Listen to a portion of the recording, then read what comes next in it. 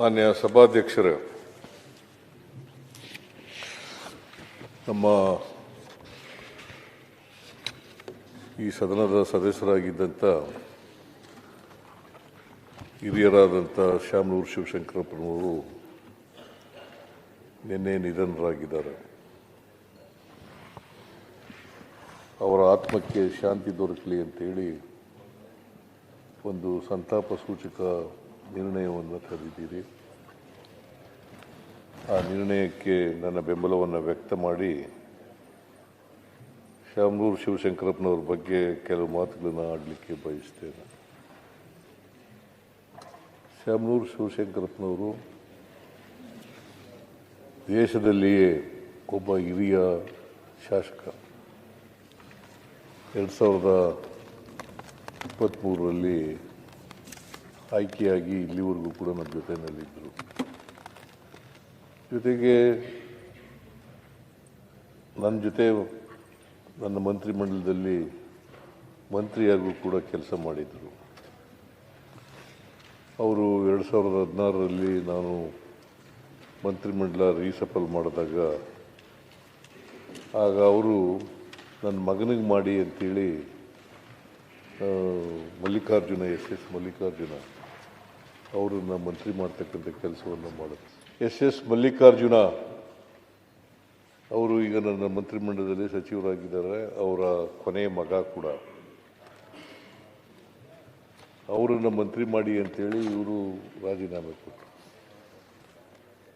ಭಾಳ ದೀರ್ಘಕಾಲ ಅಖಿಲ ಭಾರತ ವೀರಶೈವ ಮಹಾಸಭಾದ ಅಧ್ಯಕ್ಷರಾಗಿದ್ದರು. ಈ ಗಳಿಗೆವರೆಗೂ ಕೂಡ ಆಗಿದ್ದರು. ಅವರು 69ರಲ್ಲಿ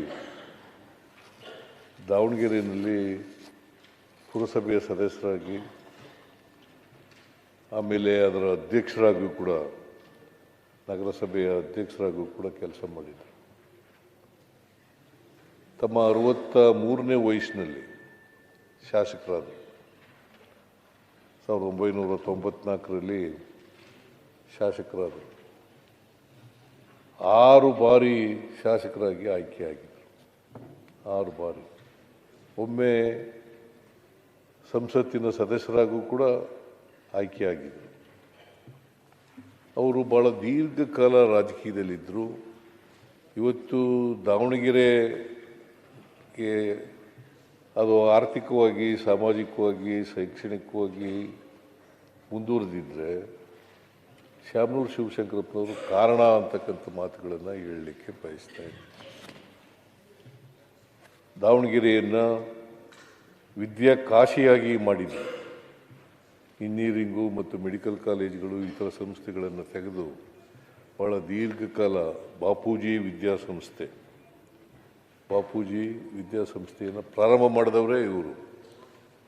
ಒಬ್ಬ ವ್ಯಾಪಾರಗಾರರಾಗಿ ಪ್ರಾರಂಭ ಮಾಡಿ ಅವರು ಸಾಮಾಜಿಕ, ಆರ್ಥಿಕ, ಶೈಕ್ಷಣಿಕ, ಸಾಮಾಜಿಕ ಕ್ಷೇತ್ರಗಳಲ್ಲಿ ತಮ್ಮದೇ ಆದಂಥ ಛಾಪನ್ನು ಮೂಡಿಸಿದ್ದಾರೆ. ಇವರು ಅಲ್ಲಿ ದಾವಣಗೆರೆ ಇವತ್ತೇನಾದರೂ ಅದಕ್ಕೆ ಹೆಸರುವಾಸಿಯಾಗಿದ್ದರೆ, ಇಡೀ ಕರ್ನಾಟಕದಲ್ಲಿ ಹೆಸರುವಾಸಿಯಾಗಿದ್ದರೆ ಶಾಮನೂರು ಶಿವಶಂಕರಪ್ಪನವರು ಮಾಡಿದಂಥ ಕೆಲಸದಿಂದ ಆಗಿದೆ ಅಂತಕ್ಕಂಥ ಮಾತುಗಳನ್ನು ಹೇಳಲಿಕ್ಕೆ ಬಯಸ್ತಾ ಇದ್ದಾರೆ. ಇವರು ಜವಳಿ ಭಾಳ ಉತ್ಕೃಷ್ಟವಾಗಿತ್ತು ದಾವಣಗೆರೆಯಲ್ಲಿ. ಅದರ ಅವನತಿ ಪ್ರಾರಂಭ ಆಯಿತು. ಆಗ ಶಾಮನೂರು ಶಿವಶಂಕರಪ್ಪನವರು ದಾವಣಗೆರೆಗೆ ಒಂದು ಬ್ರ್ಯಾಂಡ್ ನೇಮನ್ನು ತಂದುಕೊಡ್ತಕ್ಕಂಥ ಕೆಲಸವನ್ನು ಮಾಡಿದ್ರು. ಸೊ ಅಂಥವರು ನಮ್ಮನ್ನು ಅಗಲಿದ್ದಾರೆ. ಭಾಳ ದೀರ್ಘಕಾಲ ನಮ್ಮ ಕಾಂಗ್ರೆಸ್ಸಿನ ಟ್ರೆಷರರ್ ಕೂಡ ಆಗಿದ್ದರು. ಭಾಳ ದೀರ್ಘಕಾಲ ಟ್ರೆಷರರ್ ಆಗಿದ್ದರು. ಆಮೇಲೆ ಎಲ್ಲರೂ ಸ್ನೇಹ ಇಟ್ಕೊಂಡಿರ್ತಕ್ಕಂಥ ಕೆಲಸ ಮಾಡ್ತಾರೆ. ಎಲ್ಲರ ಜೊತೆ ಸ್ನೇಹ. ಯಾಕಂತಂದರೆ ಯಾರೂ ಕೂಡ ಅವ್ರಿಗೆ ವೈರಿಗಳಿರಲಿಲ್ಲ. ಅಜಾತ ಶತ್ರು ಅಂತ ಕರಿಬೋದಂಥ ವ್ಯಕ್ತಿ.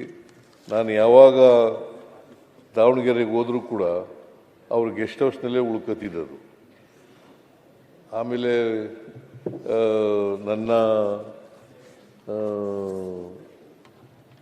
ದಾವಣಗೆರೆ ಹೋದಾಗೆಲ್ಲ ಊಟಕ್ಕೆ ಬರಿ ಅಂತ ಕರೀತಿದ್ರು. ಯಾವಾಗ ಹೋದರೂ ಕೂಡ ನಮ್ಮನೆಯಲ್ಲೇ ಊಟ ಮಾಡಬೇಕು ಅಂತ ಕರೀತಾ ಇದ್ರು. ಹಾಗಾಗಿ ಅಲ್ಲೇ ಊಟ ಮಾಡ್ತಿದ್ದೆ. ಜೊತೆಗೆ ನನಗೆ 75 ವರ್ಷ ಮುಗೀತಲ್ಲ, ಆಗ ಅವ್ರ ಜಾಗದಲ್ಲೇ ನಾನು ಫಂಕ್ಷನನ್ನು ಮಾಡಿದ್ದದು.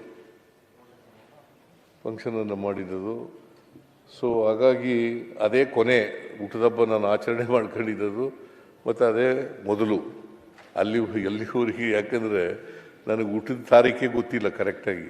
ಮೇಷ್ಟ್ರು ಬರ್ಕೊಂಡಿರೋದು 5ನೇ ತರಗತಿಗೆ ನೇರವಾಗಿ ನಾನು ಅಡ್ಮಿಷನ್ಸ್ ಆಗುವಾಗ ಮೇಷ್ಟ್ರು ರಾಜಪ್ಪ ಮೇಷ್ಟ್ರು ಬರ್ಕೊಂಡಂಥ ಡೇಟೇ ನನಗೆ ಊಟದ ತಾರೀಕು.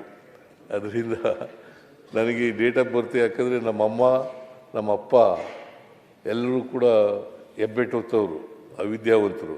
ಹಾಗಾಗಿ ಡೇಟ್ ಆಫ್ ಬರ್ತ್ ಬರ್ಕೊಂಡಿರಲಿಲ್ಲ. ಹಾಗಾಗಿ ಅವ್ರು ದಾವಣಗೆರೆಯಲ್ಲೇ ನಾನು ಆಯ್ಕೆ ಮಾಡಿದೆ. ಅವ್ರ ಜಾಗದಲ್ಲೇ 75ನೇ ವರ್ಷದ ಜನ್ಮದಿನವನ್ನು ಆಚರಣೆ ಮಾಡ್ಕೊಳ್ತಕ್ಕಂಥ ಕೆಲಸವನ್ನು ಮಾಡಿದ್ದೆ.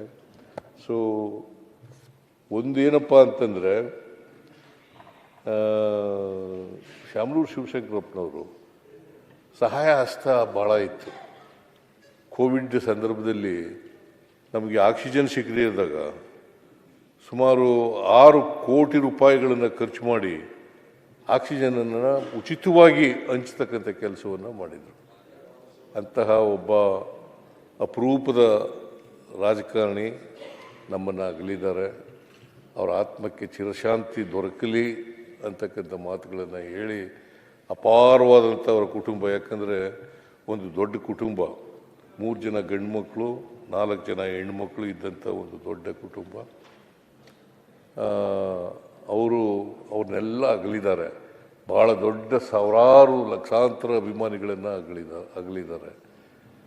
ಸೊ ಅಂಥವರು ನಮ್ಮನ್ನು ಇವತ್ತು ನಮ್ಮಿಂದ ದೂರ ಆಗಿದ್ದಾರೆ. ಮತ್ತು ಸಿಟ್ಟಿಂಗ್ ಮೆಂಬರು ನಿನ್ನೆ ನಾನು ಒಂದು 15 ದಿನಗಳ ಹಿಂದೆ ಕಾಣಿಸುತ್ತೆ ಆಸ್ಪತ್ರೆಗೆ ಹೋಗಿದ್ದೆ.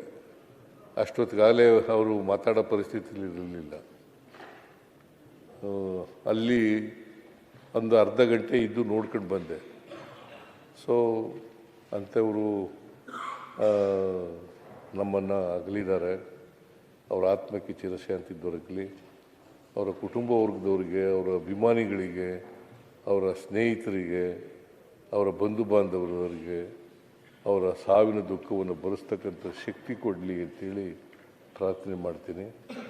ಸೊ ನಾನು ಇವತ್ತು ಅರ್ಜನ್ ಆಗ್ತದೆ ಅಂತೇಳಿ ನಾನು ಭಾವಿಸ್ಕೊಂಡಿದ್ದೇನೆ. ಯಾಕಂದರೆ ಸಿಟ್ಟಿಂಗ್ ಮೆಂಬರ್ ಆಗಿರೋದ್ರಿಂದ ಇವತ್ತು ಅರ್ಜನ್ ಆಗ್ತದೆ ಅಂತ ಭಾವಿಸ್ಕೊಂಡಿದ್ದೇನೆ. ನಾನು ಇದಾದ ತಕ್ಷಣ